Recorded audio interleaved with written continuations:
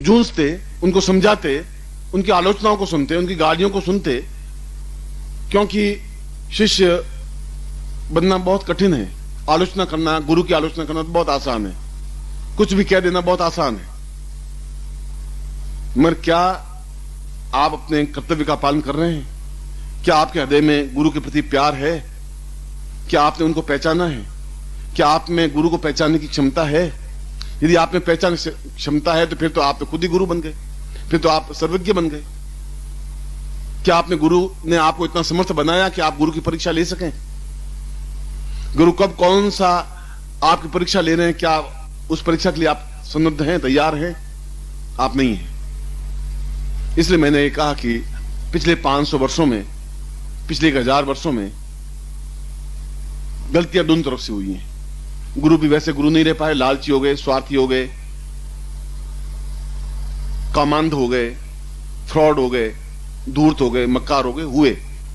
अच्छे भी गुरु रहे, सभी गुरु तो एक जैसे नहीं रहे। शिष्य अच्छे भी बने, शंकराचार्य जैसे भी शिष्य रहे, गोरखनाथ जैसे शिष्य भी रहे,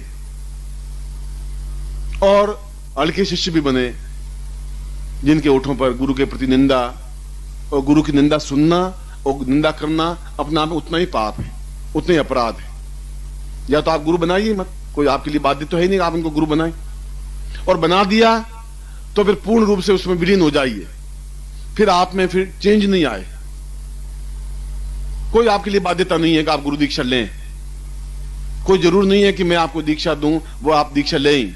देवस्थापन प्रयोग में करवा रहा हूं, या मैं देवस्थापन प्रयोग करवा रहा था, इन्होंने दीक्षा लिख दी, और देवस्थापन दीक्षा अपने आप में पूरे शरीर को निचोड़ करके प्रदान करना होता। अभी मैं श्रीवास्तव को यही कह रहा था कि तुम्हें प्रयोग था, दीक्षा कैसे कर दिया? उन्होंने कहा कि मुझे ध्यान रहा ही नहीं। ऐसी एक सामान्य दीक्षा नहीं है कि हर एक गुरु खड़ा हुआ, धोती कुर्ता पहना और दीक्षा देनी शुरू कर दी।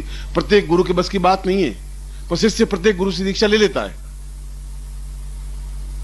अगर ऐसे ही सब गुरु, प्रत्येक व्यक्ति दीक्षा देने में समर्थ है, तब तो फिर घास फूस, तिनका, मच्छर मक्खी, जो भी भगवे कपड़े पहन लिए वो, सफेद कुर्ता धोती पहन लिया वो, फिर सभी दीक्षा दे ही रहे हैं, पूरे भारतवर्ष में दे ही रहे हैं, और सभी के प्रति मेरा नमन है। मेरे मन में तो उनके प्रति कोई क्रोध है ही नहीं।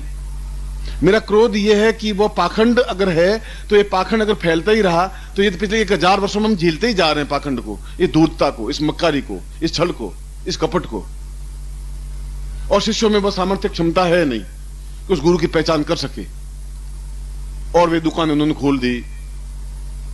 आज भी कम से कम 4 पैम्पलेट